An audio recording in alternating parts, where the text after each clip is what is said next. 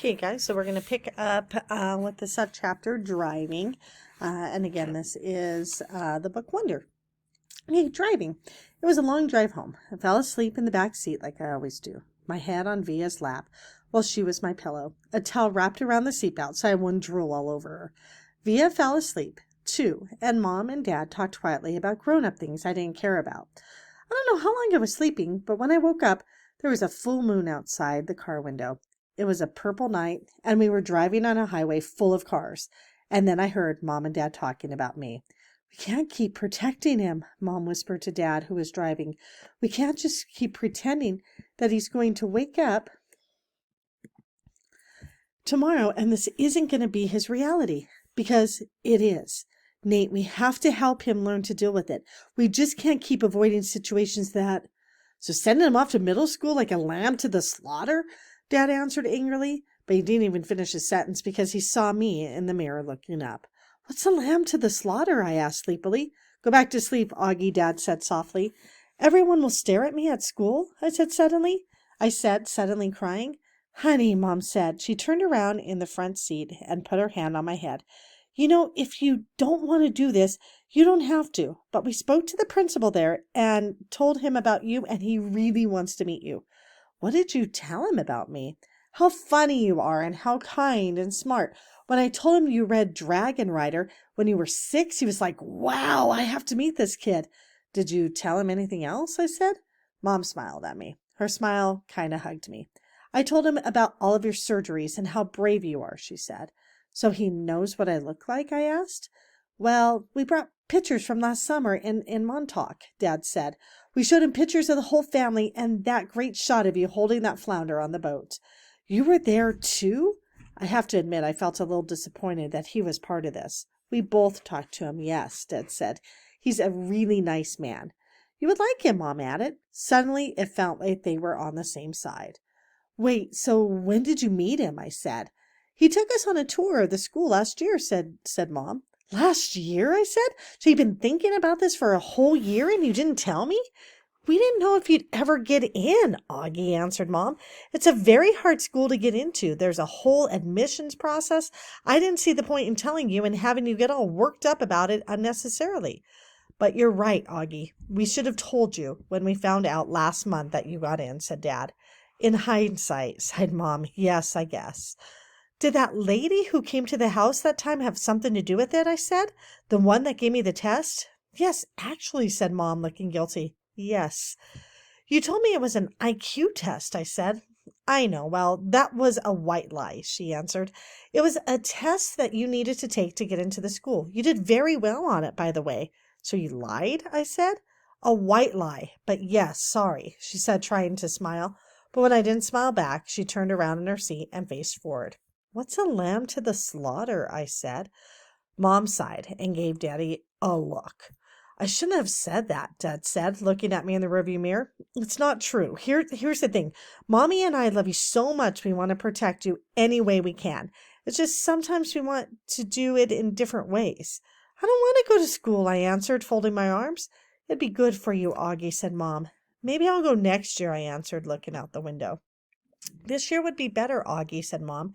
You know why? Because you'll be going into 5th grade, and that's the first year in middle school for everyone. You won't be the only new kid. I'd be the only kid who looks like me, I said. I'm not going to say it wouldn't be a big challenge for you, because you know better than that, she answered. But it'll be good for you, Augie. You'll make lots of friends, and you'll learn things you've never learned with me. She turned in her seat again and looked at me. When we took the tour, you know what they had in their science lab? A little baby chick that was just hatching out of its egg. It was so cute. Augie, it actually kind of reminded me of you when you were a little baby with those big brown eyes of yours. I usually love when they talk about when I was a baby. Sometimes I want to curl up into a little tiny ball and let them hug and kiss me all over. I miss being a baby, not knowing stuff, but I wasn't in the mood for that now. I don't know. I don't want to go, I said. How about this? Can you at least meet Mr. Tushman before making up your mind? Mom asked. Mr. Tushman, I said.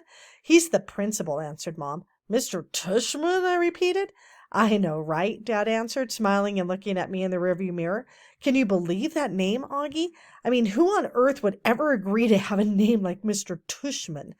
I smiled, even though I didn't want to let them see me smile. Dad was the one person in the world who could make me laugh, no matter how much I didn't want to laugh. Dad always made everyone laugh. Augie, you should go to that school just so you could hear his name said over the loudspeaker, Dad said excitedly. Can you imagine how funny that would be? Hello, hello, paging Mr. Tushman. He was using a fake high old lady voice. Hi, Mr. Tushman. I see you're running a little behind today. Did your car get rear-ended again? What a bum rap.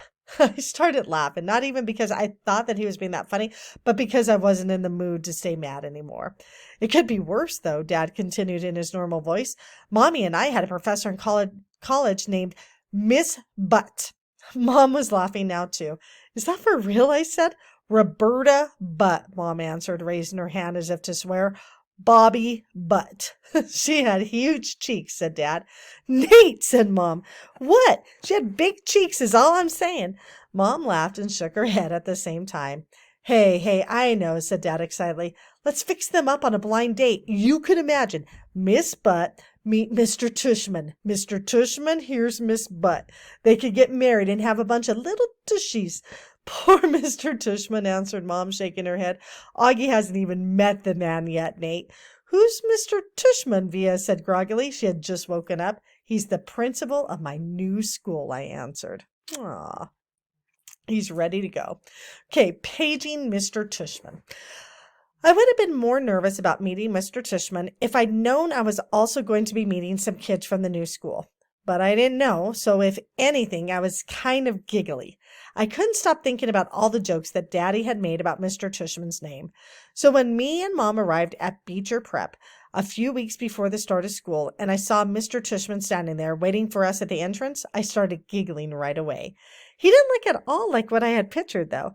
I guess I thought that he would have a huge butt, but he didn't. In fact, he was a pretty normal guy, tall and thin, old but not really old. He seemed nice. He shook my mom's hand first.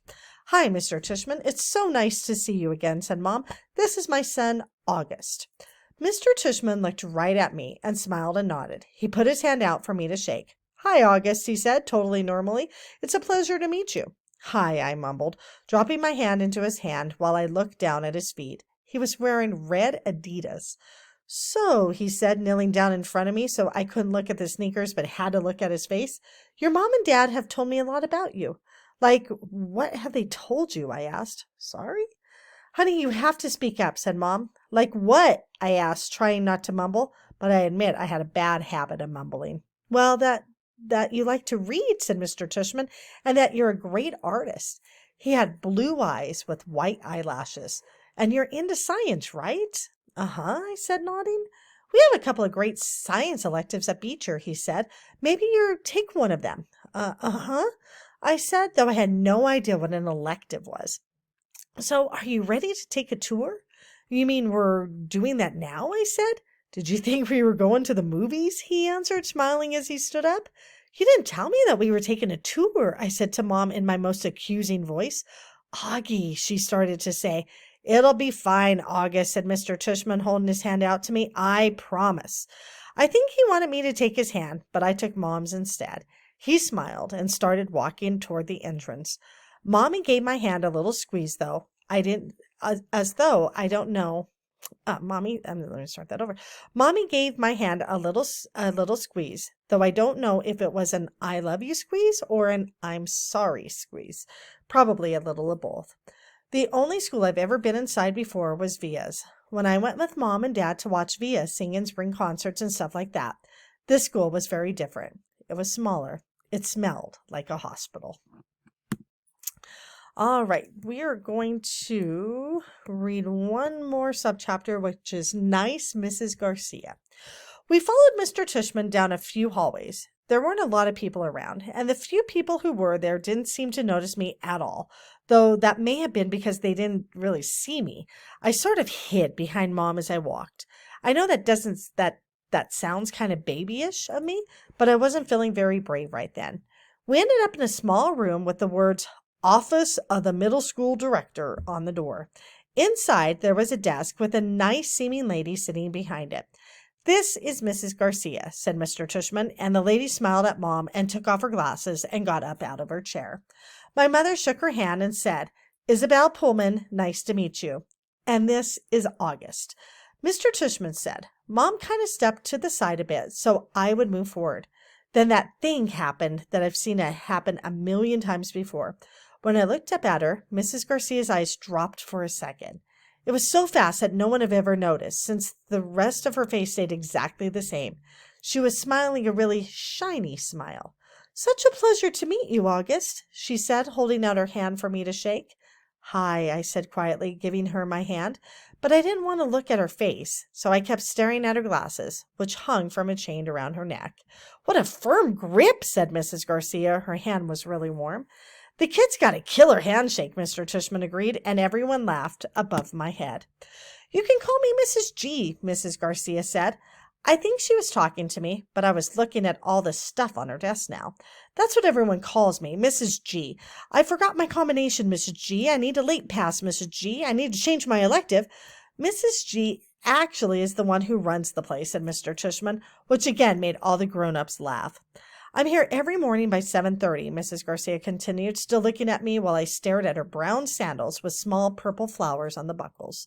"So if you ever need anything, August, I'm the one to ask, and you could ask me anything."